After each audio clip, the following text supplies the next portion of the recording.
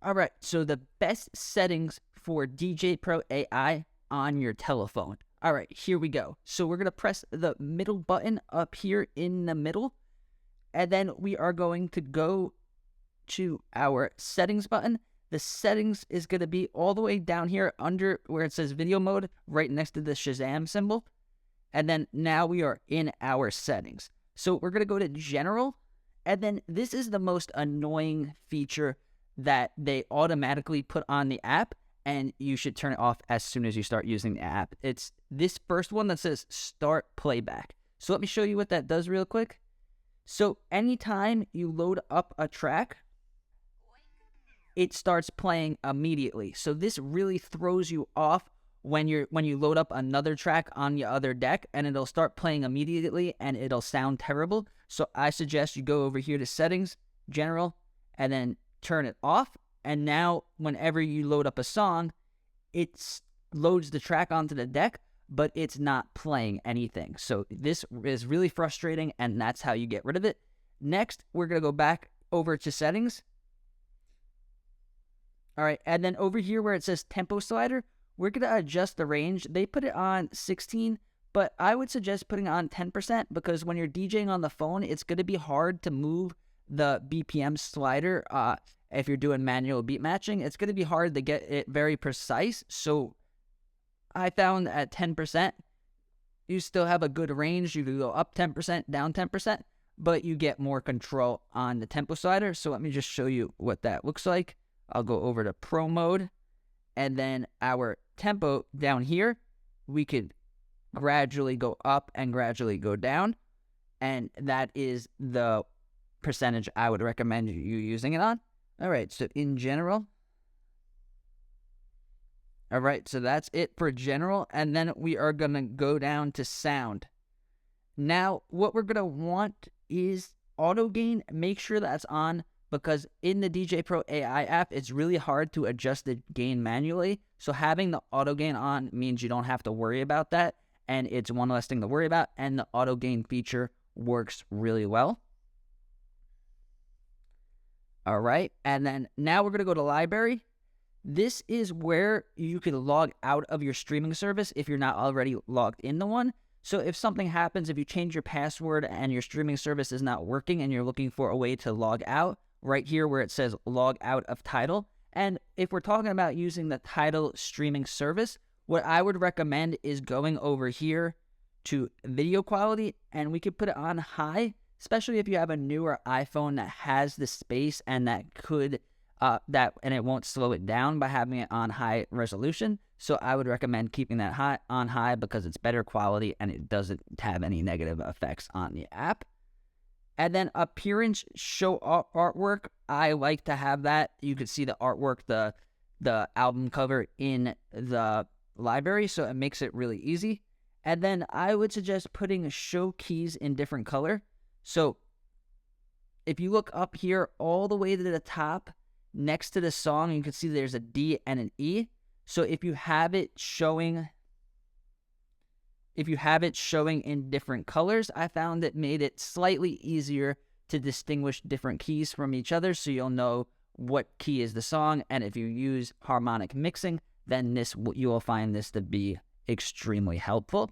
All right, so next we're going to go back. Library, appearance, cue point style.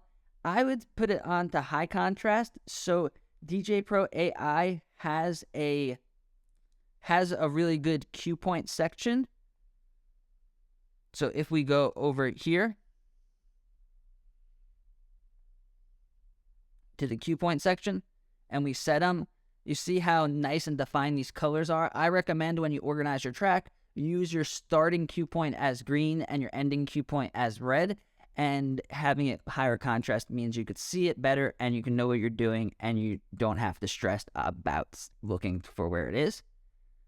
All right, another one is going to be in audio device setup. So over here, we're going to go down to microphone.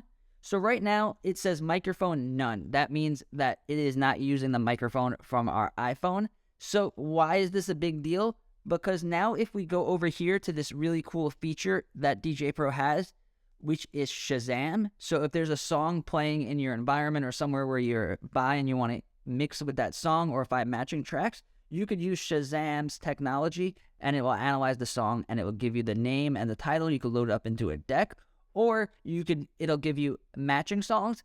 But if we did not adjust that microphone setting, then we're going to get this message: current audio setup not supported. Please disconnect external audio device on Shazam. So Shazam could use the built-in microphone. Now, this was throwing me off for a while. I tried so many different things and I couldn't get Shazam to work. And then I finally went over here to settings, audio device setup. Microphone is going to be iPhone microphone. And then we're going to turn it on. Would you like to access the microphone? On. Done. And let me just show you, if we go back to our settings, the microphone is not automatically going to be on.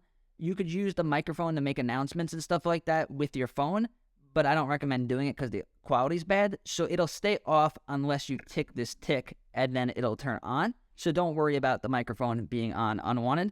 And now we're going to go back over to Shazam, and then it'll start analyzing the track. And if you have a track playing somewhere where your microphone can hear it, you'll get the information and you'll be able to mix with that track and mix with tracks that are similar. It's a really helpful and really cool tool.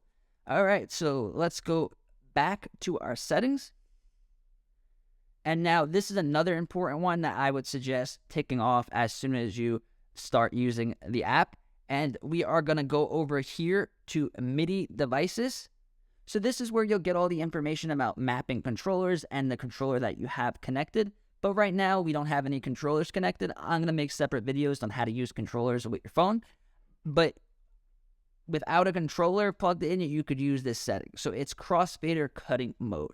So right now, it's off. So if you look down here at the crossfader, it's just a regular crossfader where you could slide it back and forth.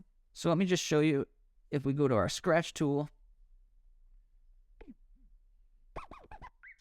So we have our scratch tool loaded up.